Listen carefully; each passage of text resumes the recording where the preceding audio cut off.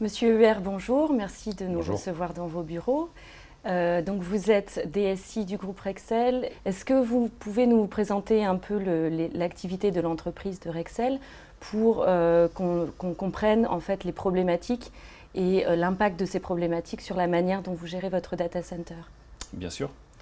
Alors, merci d'être parmi nous. Rexel est un leader mondial en distribution de matériel et services pour le monde de l'énergie, donc à destination des professionnels.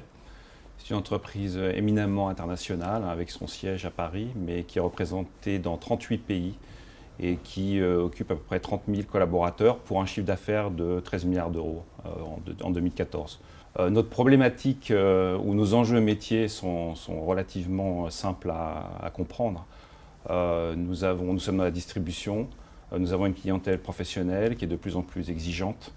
Et la problématique, c'est d'avoir le bon produit pour le bon client au bon moment avec des temps logistiques qui sont de plus en plus courts. Et donc toute la problématique du système d'information et son agilité tourne autour de ça, la satisfaction client et l'optimisation de la chaîne logistique.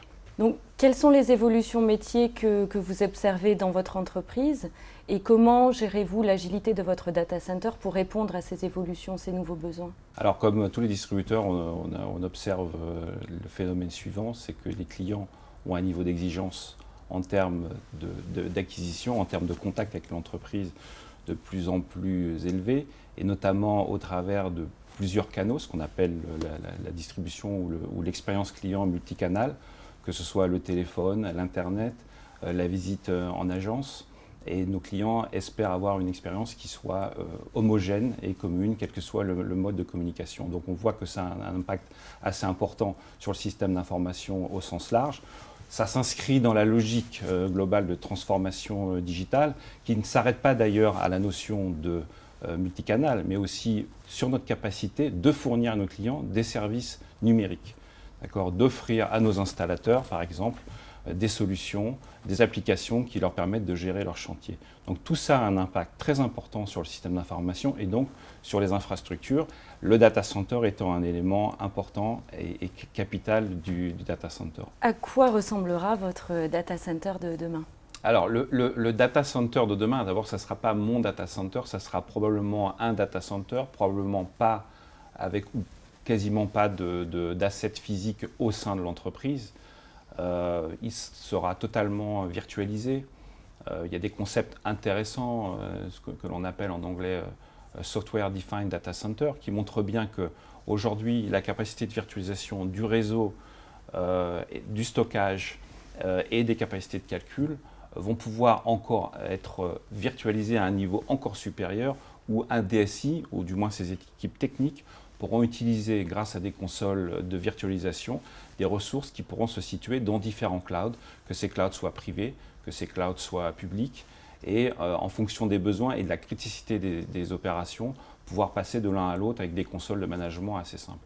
Aujourd'hui, on le fait d'une certaine mesure, mais au travers de partenaires qui vont basculer ou balancer nos besoins sur différents types de clouds. Donc conceptuellement, on est capable et on sait le faire.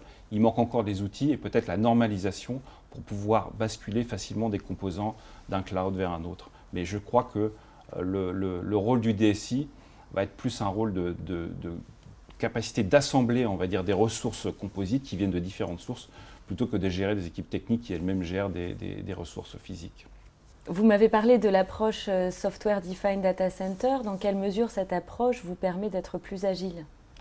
Alors, c'est très simple, c'est sur la durée de mise à disposition, le délai de mise à disposition de ces ressources, que ce soit des ressources de calcul ou des stockages.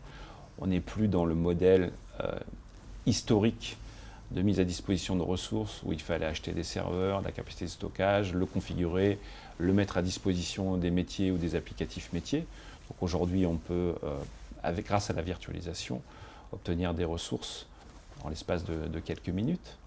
Ça, c'est un point important. Il y a la notion de coût qui est aussi important. Les coûts se variabilisent. L'entreprise n'a plus besoin d'acheter et d'immobiliser des assets qui sont souvent coûteux et de gérer toute la partie mise à jour, patch, évolution, etc. de ces assets. Donc ça représente aussi une source d'économie très importante. Vraiment, je pense que le meilleur argument, c'est aussi la capacité de faire évoluer quasiment d'une manière infinie, en tout cas plus d'une manière discrète comme c'était avant, les puissances de calcul et les puissances de stockage pour répondre aux besoins du business sur des cycles de décision qui sont très très courts. Monsieur Huer, merci beaucoup d'avoir répondu à nos questions et de nous avoir accueillis dans vos bureaux. Merci à vous.